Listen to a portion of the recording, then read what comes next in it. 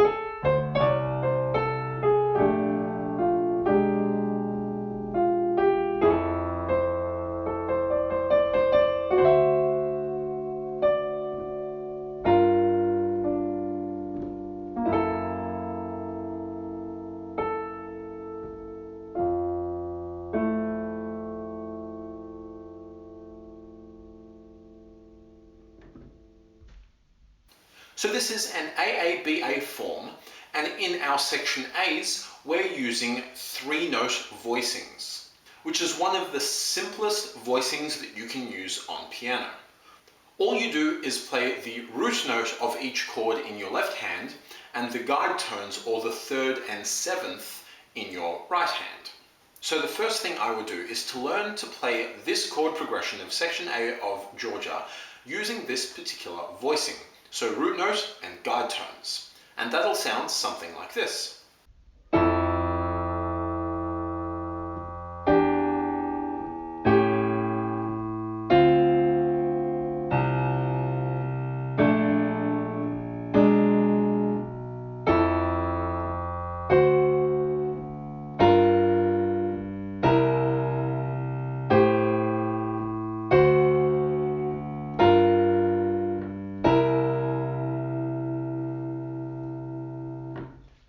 Right, so that is just the chord progression of section A using those 3-note voicings. Root in the left hand, 3rd, 7th in the right hand, but playing the 3rd and the 7th in the appropriate inversion so you're not jumping around too much. So sometimes the 7th is down the bottom and sometimes the 3rd is down the bottom.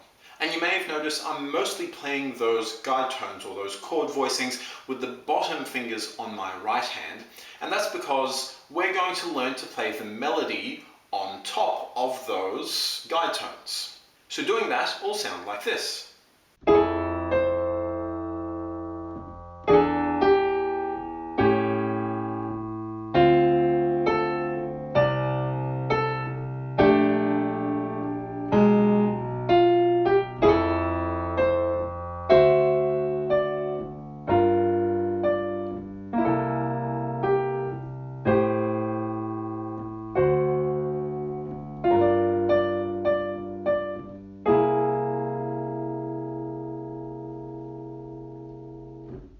Right, so conceptually that's quite simple. Just root notes in the bass, 3rd and 7th down the bottom couple fingers in my right hand, and melody with the top few fingers. So just breaking down the first bar or two, the F major 7, we play an F down the bottom, E and A at the top.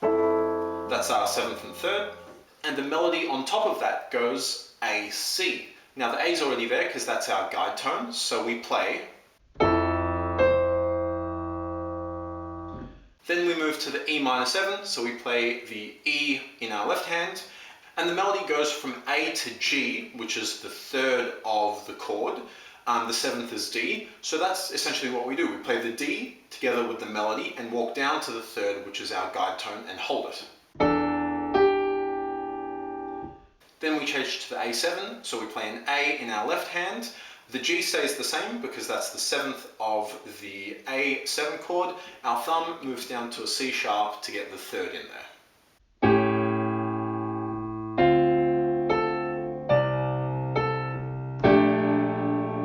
Right, and so on, all the way through the piece.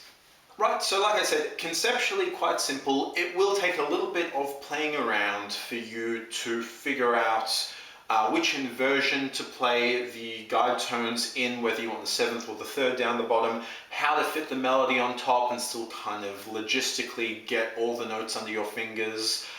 Sometimes you may need to, let go of one note to reach the higher notes. But you can kind of play around with that, figure it out, and use the pedal to help connect smoothly. But conceptually, that's all that's happening for all the A sections. The only difference with the second and final A section is that occasionally I tritone substitute one of the dominant chords. So a tritone substitution works over dominant chords. It's where we take a dominant chord, like an A7, and replace it with another dominant chord that's a tritone or three tones away. So in the case of A7, we go 1, 2, 3, we replace it with E flat 7. That works because the guide tones, the third and the seventh, are the same in both chords, just flipped. Which means tritone substitution while using three-note voicings is actually really easy because the right hand, playing the guide tones, doesn't change. It plays the exact same thing. The left hand plays an E flat instead of the A. That's the only difference. And this tritone substitution works particularly well when you're playing a 2-5-1 chord progression, which happens a couple of times in this song, because it connects the chords chromatically. So playing the first two bars of Georgia again, but tritone substituting the A7 sounds like this.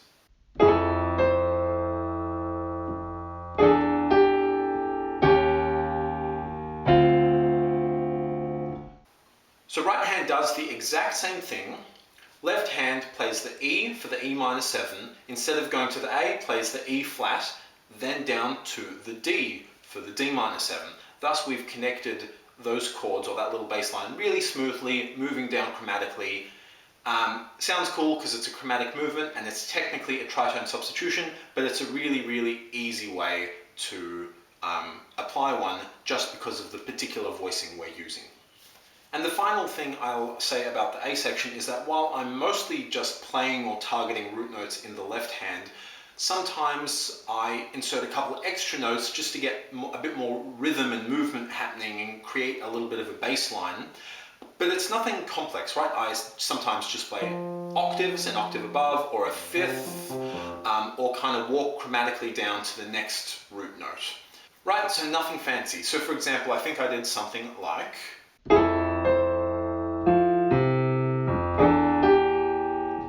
So instead of just playing and holding that F for the whole first bar, I played the F, jumped up an octave, hit the fifth on the way down, went back down to the F, the root note, before moving on to the next chord and hitting the E. Now in section B, I'm doing a nice slow stride piano technique in my left hand. All that means is you hit the root note and then you hit the chord, then the root note, then the chord, and so on, connecting it smoothly with the pedal.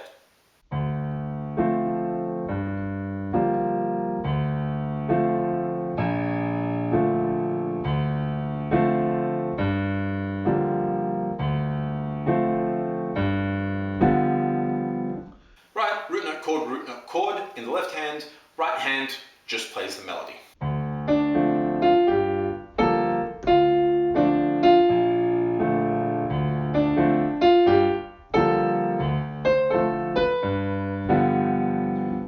All the way through to the end of the B section, and then you hit the final A section, playing it exactly as I described earlier, and that's it, you're done. And so I hope by seeing this and hearing it and listening to me kind of explain what I was doing, you see that you don't actually need to do anything too complex to create a really nice and sweet and pretty sounding arrangement for a song. I'm really just using 3-note voicings and then a stride piano for section B, and that's it, just 2 techniques, quite simple techniques, and I think that sounds brilliant over this particular song because it is quite a nice, slow, bluesy ballad. Now, if you want to improvise over this, I would use the D blues scale over the entire song. And I would use the exact same techniques we applied to the head or to the melody. So 3-note voicings in section A and a slow stride in section B. And then just kind of improvise with your top few fingers or moving up and back and hitting the guide tones periodically using that D blues scale.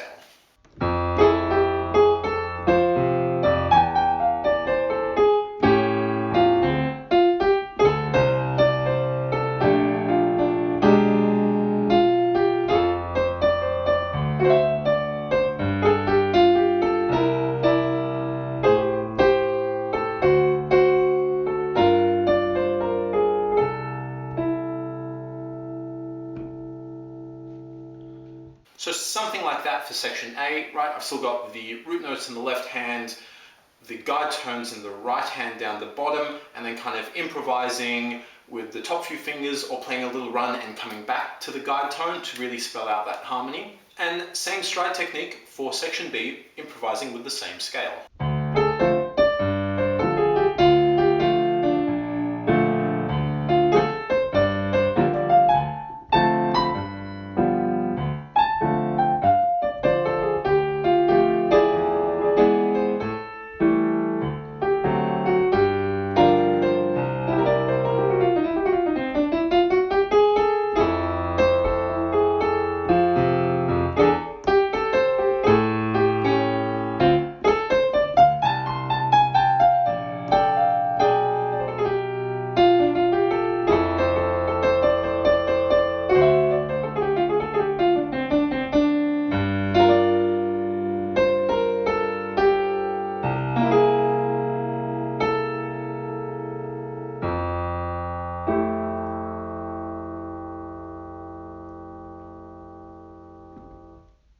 And that's it. I hope you enjoyed that. Thanks guys. See ya.